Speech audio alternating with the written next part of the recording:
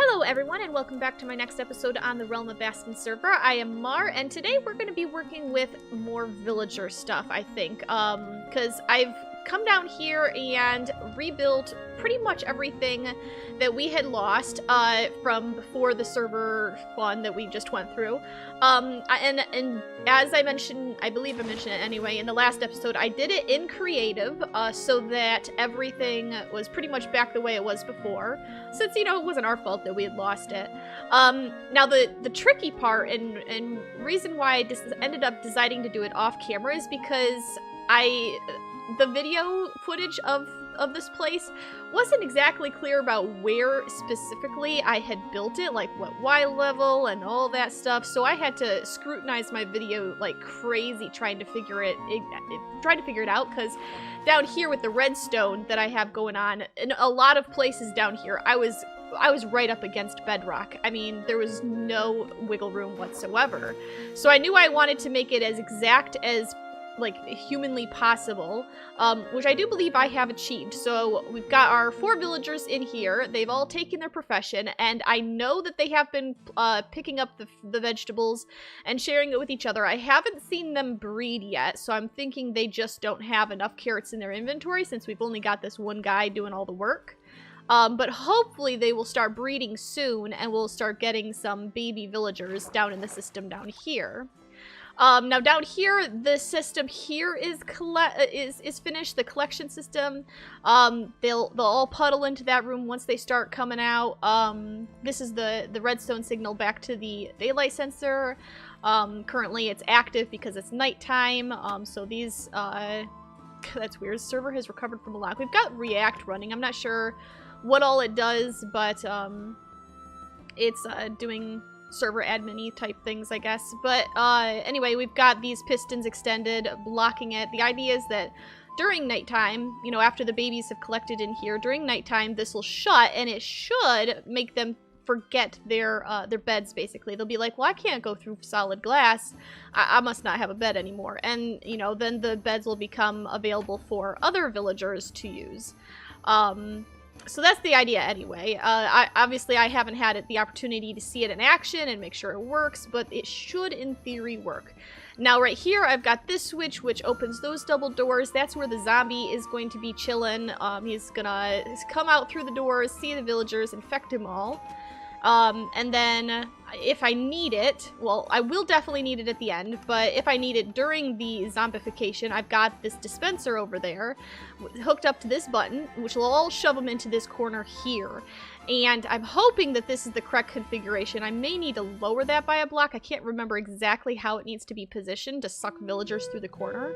I guess we'll find out when we get our first victims in here. And then, of course, we've got the zombie button, the villager button. They are both hooked up.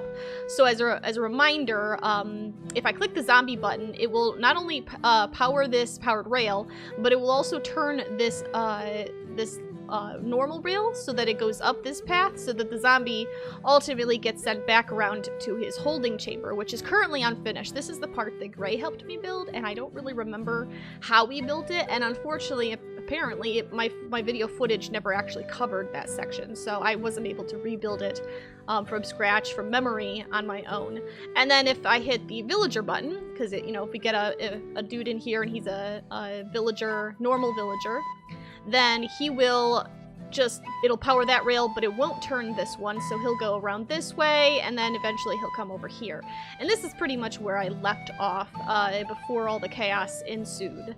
So, essentially, what I'm up to here, other than figuring out the zombie villager system over there, is making some sort of holding chamber over here, like a second holding chamber. This is our first holding chamber. That's where we get the pre-zombified villagers.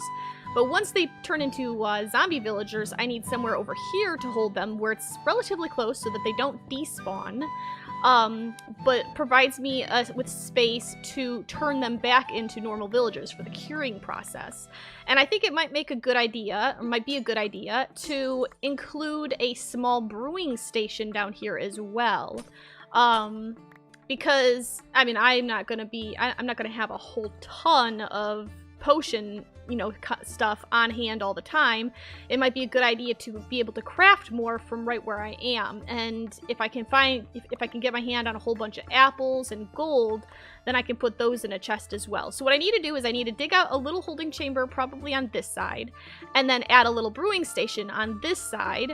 I'll be able to cure them, and then I'll have a little channel, like, going this way probably, that leads to probably a water elevator or something to shoot them up to the surface, where we can then basically incorporate them into the library at large. So that's what I need to work on, and I think, I'm not sure, I need to double check the wiki and see exactly what ingredients we need for the brewing stuff to put over here. So let me work on this a little bit off camera while I double check the ingredients and see if I can't come up with a little setup down here. I got my first baby! Oh my goodness! It's working! I got my first baby! Hi!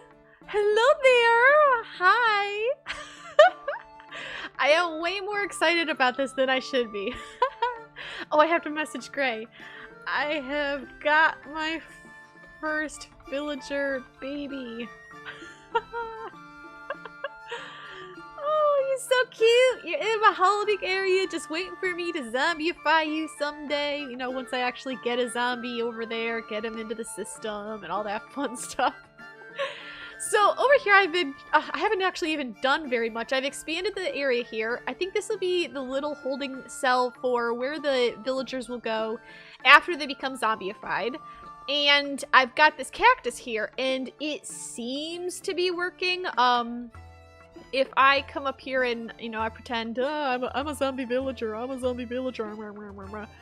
we come up here, it pops me off, and then consistently it has been picking up the minecart instead of it getting destroyed. Now, the only concern I really have, and I don't think there's any way to avoid this, is if there's a baby and they stupidly decide to walk up into the cactus, but I'm hoping that they have, like, at least 2 cents, like 2 cents worth of brains to, you know, 2 pennies to rub together to understand, hey, this is cactus, maybe I shouldn't be walking over here.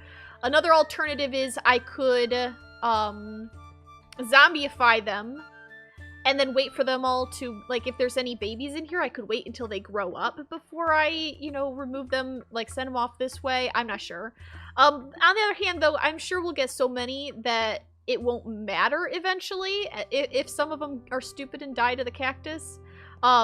So I may just leave it the way it is. And I'm going to cover these hoppers up with carpet. I'm actually going to cover that one up right now. This I'm gonna put a chest here. I'm gonna have chests of, like, I could set it up. Maybe I will, I don't know, but I could set it up so that the hoppers all feed back to this chest here where the minecarts are. Or I might even, if I have space here, I could put in an automatic, oops, that's not what I wanted, an automatic system that puts a minecart back on this rail line anytime there isn't one there, basically. I could do that. I don't know if I want to, if it's really needed. So for now, I'm just gonna leave it mostly manual. I'll just put a chest right here and call it good. You can manually grab them out of there and put them back into the other system as needed. But yeah, so we'll have villagers here, well, zombie villagers. They're gonna get cured.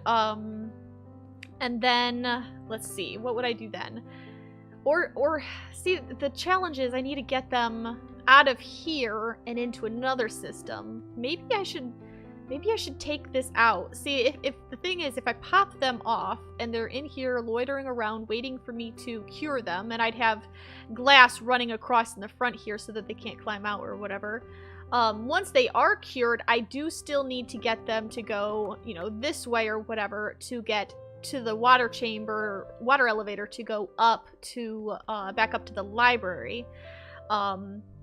Maybe I should save this system for after I cure them. If I just shift this little section here down a little, then I could have a rail line that just kind of zigzags back and forth or something, and on that rail line is where I could cure them, and once they are cured, then I could send them on their merry little way. They could, you know, pop off against this and then get whooshed into a water system or something. Because I don't want to send them up in the minecart, you know, I don't want them in the water. I don't even know if they would go up the water elevator if they're still in a minecart. So that's just sort of the thing I've been working on, trying to decide which design I like best, which one's going to work best for us.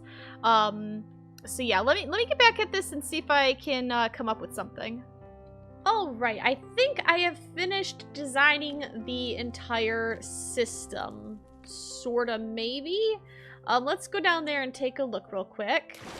So we've got our villagers here like before, and come down here, they get swept along the chamber. We now have quite a gathering in here. It's a regular party. How you doing, guys? Everybody okay? Yeah? You doing good? Look at all these little ones. There's like 2 little ones there. There's a little one there. There's probably like 8 adults. I got so many villagers in here already. I do not have a zombie over there yet. That's probably going to be the last thing I add. I did adjust around a few things. I was finding some redstone that was inadvertently locking hoppers and whatnot, and eventually I came up with the following changes, basically. I think this chest was originally over here. There was hoppers here, and I guess somehow they were getting powered and whatever. I got this coming down from above, which we'll take a look at in a minute. Not a whole lot's changed here. I've just got shulkers everywhere. This is our little brewing station, so I love how our texture of the top of barrels have apples. I felt that was very fitting, so I crammed every apple I could find in here. And then over here I've got the actual brewing ingredients. Not too many of them, but it's a good start. Here I've got some splash potions of weakness and as many golden apples as I could make. Man, we need a gold farm like nobody's business so that we can make more of these. These are expensive. I wish they took nuggets instead of whole gold bars. There's no real changes in here. I do have, I don't remember if this was there in the last clip. This is actually like 2 days later for me. I've got another water system to shove them into this corner. And I realized that they could walk up onto this section here, like the adults could. And I suppose even at that point, the children could. Hopefully they won't. And hopefully they're not stupid enough to walk into the cactus. But I did the best I can, for how it is currently. So they'll get pushed in this corner and get picked up by another minecart system here. And then this is essentially the ride that a villager will have at this point. At this point, the villager's been cured. It's being sent up to the library. Oops, so we just kind of ride on this thing, and that I noticed the TPS was kind of low as well, so hopefully that isn't indicative of more problems. Now you do take a teeny bit of damage here, but it should in theory be the only damage the villager takes. you know, after you cure it and whatnot. Now, at this point, the water is kind of slow. I wish there was a better system right here to get them into this water elevator. But I'm thinking, even if it's a little slow and maybe they stand here idling for a few minutes or stand here or something, eventually there should be enough villagers that they'll push each other in, or they'll just turn and walk into it of their own volition. Either way, eventually they should step in here and get whisked way up here. And it looks so weird with the shaders. But you get sent all the way up here. It's a long ride, and we're in the library. Which means that before I start curing villagers and bringing them up here, what I really need is for the library to be villager safe, basically. I don't want them walking out here and wandering off the edge, because I believe me, I've seen that happen. I was playing on an amplified world like a year or so ago, like just a single player world, and I was up in the middle of like the sky because I had these huge cliffs, and I had a villager up there, and I literally watched, like, he was in a boat, I popped him out of the boat, and I watched as he immediately turned and walked straight off the edge. It was, and I walked to the bottom and just, like, I walked to the edge and looked down and just watched him fall to his death. I was like, okay. And that was like one of the first times I'd ever worked with villagers, so getting him up there in the first place was quite a trip. So yeah, I want to make the edges definitely villager safe before I start releasing them up here. So I need to get a zombie, and I need to put in come up with some sort of railing design so that they're safe. And then at that point, the only other potential way for them to get out is through the main entrance here. This is, in theory, going to be the only entrance into and out of the library unless you're flying. So this is the only way mobs could come in. This would be the only way villagers could get out, and I need to come up with some sort of system right here. I'm thinking maybe some sort of like redstone bridge system, but I've never done something like that before. I haven't actually, I'm not that good at redstone. I'm actually kind of bad at redstone. So I have absolutely no idea how I would even trigger something like that, but that's my best guess, is something like that. Or I'll just put like fence gates, and anybody coming in would just have to open the fence gates, and villagers wouldn't be able to get out of them. But that would allow the villagers to pretty much freely roam this area. Hopefully they have enough common sense not to walk off the edges up here.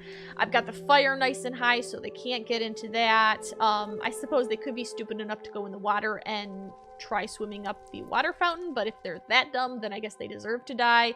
And once I get to the point of getting good trades, I will actually kind of try to block the good trade villagers into corners, so that they can stay completely safe, so that they can't move around and accidentally die somehow. If I get any stupid villagers with bad trades, they can do whatever they want, I guess. It doesn't really matter at that point. But I think that's where I want to go with this. So let's see. I do need to get a zombie. That's one thing I need to do. I don't know if there's any about, because it's daytime. And it's so slow to eat. Come on, you can do it. You can do it. There we go. There we go. The TPS has been struggling. So I need to get a zombie, that's for sure. And I think that's probably the last thing. I only have 13 golden apples right now. So I wouldn't be able to do a whole lot of villager breeding or curing. There's probably 13 dudes in here right now, to be honest. I'm also going to have to find some way to turn the system off. Are you guys, what was that? Was that somebody throwing food around? Oh, good. It was. They're trying to breed again. They're throwing food around. You go right ahead. Don't mind me. Don't pay me any attention. Man, the staring contests are intense. So I think that person just lost. And are you guys just throwing food back and forth? Okay. Well, you guys do you, I guess. Oh, you crying on his shoulder? You're still throwing food back and forth. This is a very weird process, I gotta say. Very strange. Anyway, moving on. I think the system is pretty well complete, functionally. So just to reiterate, we've got the daylight sensor down there, which should, and I know it does, I know it closes this off at nighttime. And it should make these guys forget they had beds. Man, there's so many of them in there. It's gonna get real crammed real fast. I hope they don't contribute to any of the TPS lag, but, I mean, we need villagers, you know? We need villagers somewhere so we can have good trades. And I'd like to get the trading up and running before 1.15, which is already, I believe, in the pre-releases, and from what I understand, it kind of nerfs villagers back to oblivion. Back to before they were before, I guess. Yeah, I'm a little salty about that. I don't think there's anything else for me to do. I'm pretty sure... Is this spawn-proof in here? It just occurred to me. It looked awful dark. Let's just put... where's my torches? There they are. Let's just put more torches up. Hey, come back here. There we go. That should hopefully keep it well lit. I don't think there's anything else that I'm missing in this process. I hope I'm not, because it'll really suck if I end up forgetting about something and it being too late to do anything about it. But yeah, so once they get, the only time they should take damage is when they're getting zombified. I'm assuming when a villager becomes a zombie, any damage they would have taken is like basically reset so that they're a zombie villager with full health.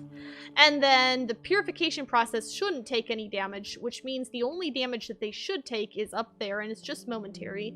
Now, the one concern I do kind of have, if I can find myself a minecart, is what happens to the zombie villager. Come on, we can go. There we go. All right.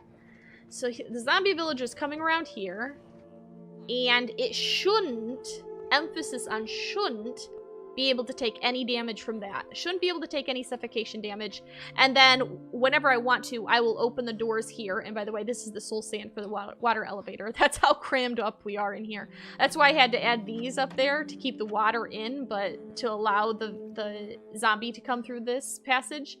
So in theory, when I open these doors, the zombie should be able to path up here, and, like, he should be able to see villagers from way out there and immediately path out to them. And then I can just close the doors and let him run amok with the villagers, and it should be, well, bad days for them, basically. So yes, that's pretty much the system. I think that is everything. I don't think there's anything that I've missed showing you.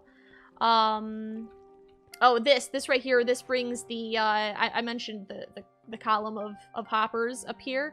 The little cactus down around the corner down there that pops you off into the water stream. Those feed the minecarts back down into this chest. So this chest is being fed minecarts from both the zombie side and the villager side up there. The only chest of minecarts that I'd have to manually refill is this one, which is easy enough. It's not too far apart. So I think we should be pretty set to go. Yeah, I'm gonna work on getting a zombie off camera, I think, because that's probably gonna be a whole process of its own. First of all, trying to find one, luring it back here, getting it all the way down here. I don't even know how I'm gonna do that yet. I have no idea how I'm gonna get a village, or how I'm gonna get a zombie down here. Yeah, I'm not really looking forward to that. I'm not gonna lie. I might try and... What was that? Did you guys hear that? I'm certain I heard a villager taking damage. Were any of you guys getting hurt somehow? You look fine. I don't know what you could be taking damage from. Was I hallucinating? I could have sworn I heard... Oops. Anybody up here? No? No, you guys are all in bed. Y'all look fine. Okay. You look okay. I didn't hear anybody die. I just heard, like, 2 little villager grunts of damage. I wonder if one of them was coming through this passage, maybe, when the glass shut from the piston. I suppose that's possible. We do have a baby here. I mean, it looks okay. And to be honest, we're going to be getting so many villagers by the time I get these guys zombified that if we lose a couple because of the glass getting pushed on them. I mean, they're not supposed to be able to suffocate in glass, which is what I'm really confused about, but... I mean, I don't know.